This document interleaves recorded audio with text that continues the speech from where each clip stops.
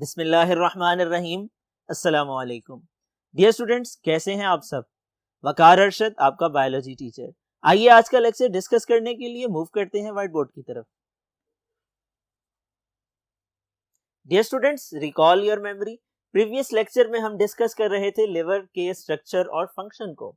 Liver, जिसको उर्दू में जिगर कहा जाता है, हमारे जिस्म का सबसे बड़ा ग्लैंड है। मल्टी लोब होता है, डार्क रेडिश कलर का होता है, 1.5 kg वेट होता है, फुटबॉल जितना साइज होता है। डियर स्टूडेंट्स, लिवर के बारे में हमने डिस्कस किया और समझने की कोशिश की कि ये बहुत से अहम कामों में हमारे जिस्म की मदद करता है। लिवर के अहम काम क्या हैं? लिवर से एक केमिकल रिलीज होता है जिसको बाइल कहा जाता है। ये एक थैली गॉल ब्लेडर में मौजूद होता है। गॉल ब्लेडर से एक कॉमन बाइल डक्ट निकलती है। जब ये गॉल ब्लेडर सिकुड़ता है तो इस डक्ट के जरिए ये बाइल वाला केमिकल स्मॉल इंटेस्टाइन में जाता है, खुराक को हजम करने में मदद देता है। डियर स्टूडेंट्स, लिवर के फंक्शन की बात की जाए तो बाइल के अंदर जो साल्ट्स मौजूद हैं वो चिकनाई के मॉलिक्यूल को हजम करने में अपना किरदार अदा करते हैं। लिवर के फंक्शन की बात की जाए, ये अमाइनो एसिड्स की ब्रेकडाउन करता है जिसे डीएमिनेशन कहा जाता है। लिवर के फंक्शन की बात की जाए तो ये पुराने नाकारा रेड ब्लड सेल्स को खत्म करता है। लिवर के फंक्शन को डिस्कस किया जाए तो ये हमारे जिस्म में टेम्परेचर को मेंटेन करता है, ग्लूकोज को ग्लाइकोजन और ग्लाइकोजन को ग्लूकोज में तब्दील करता है और कार्बोहाइड्रेट और प्रोटीन को लिपिड में तब्दील करके डाइजेशन में अपना किरदार अदा करता है। डियर स्टूडेंट्स, ये फैट सोलेबल विटामिन को स्टोर भी करता है। यहाँ पे एक इंटरेस्टिंग इंफॉर्मेशन आपसे शेयर करना चाहूंगा और वो ये है कि आप जो कार्बोनेटेड सॉफ्ट ड्रिंक पीते हैं, जो आप बोतल इस्तेमाल करते हैं, उसके अंदर कैफीन भी पाई जाती है, फास्फोरिक एसिड भी पाया जाता है। ये हार्ट के प्रॉब्लम्स को जनरेट करता है, ये ब्लड प्रेशर के मसाइल को जन्म देता है, ये हमारे जिस्म की सेहत को मुतासर करता है। डियर स्टूडेंट्स, लिवर के बाद इस चैप्टर नंबर 8 का लास्ट टॉपिक आज हमारा मौजू है जो कि डिसऑर्डर्स से ताल्लुक रखता है। समझ लीजिए, इस वर्ड को डिसऑर्डर का मतलब क्या है? किसी चीज का अपनी तरतीब से हट जाना। ऑर्डर का मतलब तरतीब होता है और डिसऑर्डर का मतलब बेतरतीबी होता है। डिसऑर्डर ऑफ गट का मतलब खुराक की नालियों में होने वाली खराबियां हैं। डियर स्टूडेंट्स, गट कहा जाता है खुराक की नाली को, और खुराक की नाली के मुख्तलिफ हिस्से हैं। एसोफेगस भी है, फेरेंक्स भी है, स्टमक और स्मॉल और लार्ज इंटेस्टाइन भी है, स्टमक के साथ साथ लिवर भी है। डियर स्टूडेंट्स, यहाँ पर हम समझने की कोशिश करेंगे कि वो कौन सी खराबियां हैं और उनकी वजूहात क्या हैं, उनकी इलामात क्या हैं और उनसे कैसे बचा जा सकता है, उनका इलाज क्या है। आइए आगाज करते हैं सबसे पहले डिसऑर्डर से, जिसको डायरिया कहा जाता है। उसके बाद कॉन्स्टिपेशन और अल्सर को हम एक एक करके समझ लेंगे। डायरिया की बात की जाए तो डायरिया को उर्दू में पेचिश का नाम दिया जाता है, पेट की खराबी का नाम दिया जाता है, जिसमें बार बार मुतासिरा शख्स को लूज मोशन आते हैं। डियर स्टूडेंट्स, ये शॉर्ट क्वेश्चन अगर आपसे पूछ लिया जाए डायरिया से क्या मुराद है, आप इसका जवाब यूं लिख सकते हैं: अ कंडीशन, ऐसी हालत इन विच द सफरर, जिसमें मुतासिरा शख्स has frequently loose bowel movement, मुतासिर होता है और बार बार लूज मोशन करता है। Dear students, it is accompanied by abdominal pain, nausea and vomiting. ये खाली पेट की खराबी नहीं है, लूज मोशन का आना नहीं है, बल्कि इसके साथ साथ पेट में दर्द भी होता है, जी मतलाता है, मतली आती है और कै भी आती है। दिल खराब होने के साथ साथ जिस्म से ऐसे मवाद निकलते हैं जो आपकी तबीयत को मजीद मुतासर करते हैं। डियर स्टूडेंट्स, इसकी फर्दर डिटेल्स क्या हैं, आइए देखते हैं। डियर स्टूडेंट्स, इसकी कॉजेस को डिस्कस कर लेते हैं। वजूहात क्या है डायरिया की? Number 1, due to inability to absorb water in blood from colon. Recall your memory, हम डिस्कस कर चुके हैं डाइजेशन के बाद अगला मरहला एब्जॉर्प्शन का है। खुराक हजम होने के बाद आपके जिस्म में मौजूद बॉडी फ्लूइड्स में जज़ब होती है जो कि ब्लड है और लिम्फ है। डियर स्टूडेंट्स, यहाँ पर डायरिया के अंदर दरअसल मसला ये होता है कि खुराक हजम होने के बाद जिस्म में जज़ब नहीं होती है सही तरह से और वाटर रीअब्जॉर्प्शन के फेलियर की वजह से लूज बाउल मूवमेंट होती है और लूज मोशन आते हैं। Lack of adequate safe water, इसकी एक वजह यह भी है मुतासिरा शख्स को पीने का साफ पानी काफी मिकदार में मुयस्सर नहीं है। Viral bacterial infections of large intestine. Dear students, हम डिस्कस कर चुके हैं लार्ज इंटेस्टाइन वाले टॉपिक में इसके 3 पार्ट्स होते हैं। एक को सीकम, कोलोन और तीसरे को रेक्टम कहा जाता है। रेक्टम में आने से पहले जब खुराक कोलोन में जाती है, यहाँ वाटर रीअब्जॉर्प्शन होती है। अगर यहाँ पर इन्फेक्शन हो जाए, किसी वायरस का अटैक हो जाए, कोई बैक्टीरिया हमलावर हो जाए, तो उसकी वजह से भी वाटर रीअब्जॉर्प्शन का अमल मुतासिर होता है। और जब वाटर रीअब्जॉर्प्शन नहीं होती है, सॉलिड वेस्ट सॉलिड फॉर्म इख्तियार नहीं कर पाता है और वो लिक्विड ही रहता है और हम एक्सपीरियंस करते हैं लूज बाउल मूवमेंट को, लूज मोशन आते हैं। रिकवरी।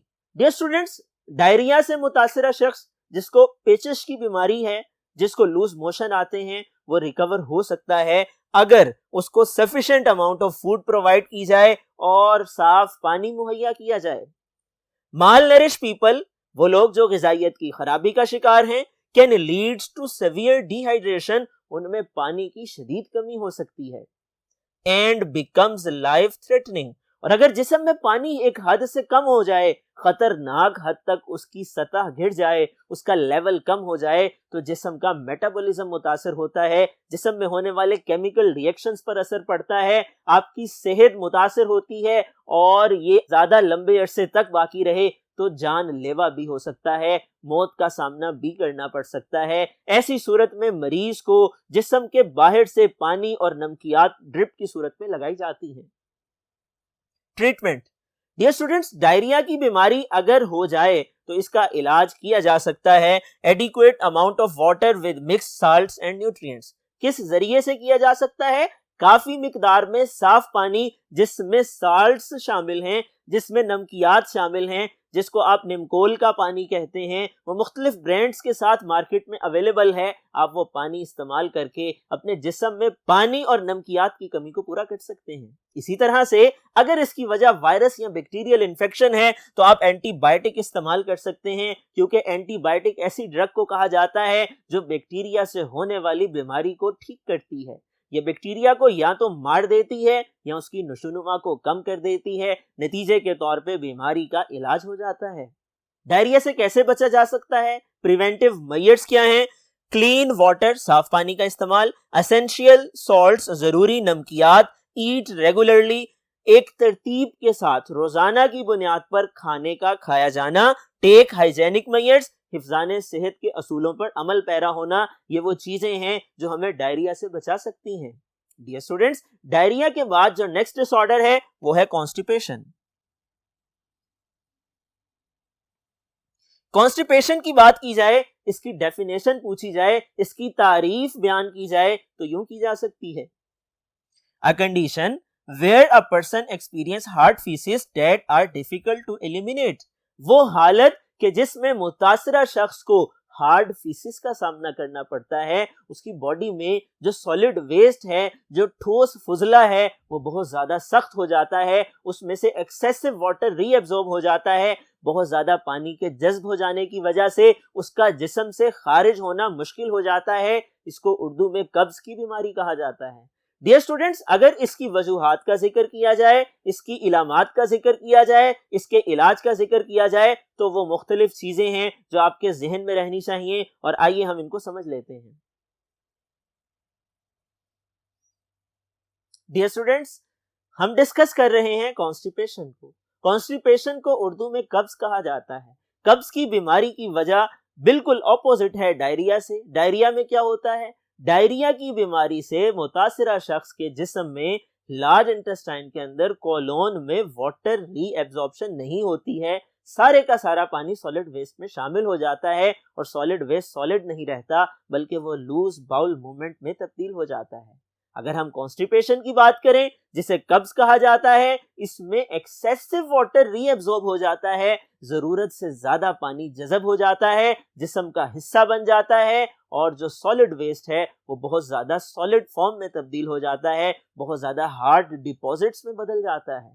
डियर स्टूडेंट्स, इसकी कॉजेस को अगर हम डिस्कस करना चाहें तो यूं कर सकते हैं, एक्सेसिव वाटर रीअब्सॉर्प्शन, बहुत ज्यादा पानी का रीअब्सॉर्ब हो जाना, इनसफिशिएंट डाइटरी फाइबर, आपने प्रीवियस लेक्चर में ये समझ लिया है और हम लेक्चर डिस्कस कर चुके हैं, डाइटरी फाइबर को रफेज भी कहा जाता है, आपकी खुराक का अहम कंपोनेंट है। ये हजम तो नहीं होते हैं, जिस्म में हजम हुए बगैर जिस्म से खारिज कर दिए जाते हैं, लेकिन इनका अहम काम ये है कि ये सॉलिड वेस्ट को जिस्म से खारिज करवाने में मदद देते हैं, ब्लड कोलेस्ट्रॉल लेवल को मेंटेन करते हैं, ये इनका अहम फंक्शन है। अगर आपकी खुराक में डाइटरी फाइबर मौजूद नहीं है तो आपके जिस्म में कॉन्स्टिपेशन के, कब्ज के चांसेस बढ़ सकते हैं। डिहाइड्रेशन, डियर स्टूडेंट्स, अगर आप ऐसी कंडीशन को फेस कर रहे हैं, आपके जिस्म में पानी कम है, उसकी वजह से भी कब्ज हो सकती है। यूज ऑफ मेडिसिन, आप खास किस्म की दवाई इस्तेमाल कर रहे हैं, मिसाल के तौर पर एस्पिरिन की बात की जाए, आप खास किस्म की मेडिसिन को इस्तेमाल करने की वजह से भी कॉन्स्टिपेशन फेस कर सकते हैं, आपको कब्ज का सामना करना पड़ सकता है। ट्यूमर्स इन रेक्टम या एनस, रेक्टम क्या है? रेक्टम आपकी लार्ज इंटेस्टाइन का आखिरी हिस्सा है और रेक्टम से आगे जो एक्सटर्नल ओपनिंग है, जहां से सॉलिड वेस्ट खारिज होता है, फालतू मवाद निकलता है, जाया किया जाता है डेफिकेशन के अमल के जरिए से, उसको एनस कहा जाता है। अगर इसके अंदर ट्यूमर डेवलप हो जाए, एक्सेसिव सेल डिवीजन शुरू हो जाए, बहुत ज्यादा सेल डिवाइड करना शुरू कर दें, तो ये ओपनिंग नैरो हो जाएगी और नैरो होने की वजह से भी कॉन्स्टिपेशन हो सकती है, कब्ज का सामना करना पड़ सकता है। ट्रीटमेंट, डियर स्टूडेंट्स, अगर इसके इलाज को समझने की कोशिश की जाए तो ये चीज जहन में रखिएगा, change in dietary habits and exercise habit, ये सबसे अहम चीज है। आप सुबह, दोपहर और शाम के खाने को रेगुलर लीजिए। इसी तरह से खाना खाने के बाद बैठने की आदत को तर्क करना पड़ेगा, खाना खाने के बाद वर्जिश की आदत को अपनाना होगा, तभी आप कॉन्स्टिपेशन से बच सकते हैं। मेडिसिन, अगर आपको ये बीमारी लाहक हो जाती है तो आप खास किस्म की दवाइयां भी इस्तेमाल कर सकते हैं, जिन्हें लैक्सेटिव्स कहा जाता है। ये कब्ज कुशा होती हैं, ये कब्ज को ठीक करने वाली दवाइयां हैं जो आपकी लार्ज इंटेस्टाइन को डायलेट कर देती हैं और जो मुतासिरा शख्स है उसके लिए आसानी का सामान मुहैया करती हैं। Required water and dietary fibre, इसके इलाज में ये चीज भी जहन नशी रखिए कि जो कब्ज से मुतासिरा शख्स है उसको जरूरत है काफी मिकदार में पानी की और काफी मिकदार में ऐसी ग़िज़ा की जिसके अंदर डाइटरी फाइबर्स मौजूद हैं। और ये चीज भी जहन में रहे कि इस्पकोल हस्क, जिसको हम पहले डिस्कस कर चुके, इस्पकोल का छिलका जिसे उर्दू में कहा जाता है, ये भी कॉन्स्टिपेशन के इलाज में मददगार है। आप इसको डॉक्टर की रिकमेंडेशन के मुताबिक इस्तेमाल कर सकते हैं। डियर स्टूडेंट्स, इसके बाद नेक्स्ट डिसऑर्डर अल्सर का है। अल्सर एक ऐसी बीमारी है कि जिसकी वजह से आपकी इंटेस्टाइन के अंदर, आपके स्टमक के अंदर, आपकी गट की अंदरूनी दीवारों के अंदर कहीं भी सोजिश हो सकती है, जख्म हो सकता है, इन्फेक्शन फैल सकता है। शॉर्ट क्वेश्चन की फॉर्म में अगर ये सवाल आपके इम्तिहानात में पूछ लिया जाए, आप इसका जवाब यूं लिख सकते हैं, इट इज अ सोर, ये एक जख्म है, in the inner wall of gut, आपकी खुराक की नाली की अंदरूनी दीवारों में, due to breakdown of tissues की ब्रेकडाउन की वजह से, इन द इनर वॉल, अंदरूनी दीवार के अंदर, बाय गैस्ट्रिक जूस की मौजूदगी की वजह से। Dear students, recall your memory, gastric juice में एसिड पाया जाता है, HCl मौजूद होता है, ये आपकी इंटेस्टाइन को, आपकी गट को, एलिमेंट्री कैनाल को मुतासिर कर सकता है अगर एक्सेसिव अमाउंट में ये मौजूद है।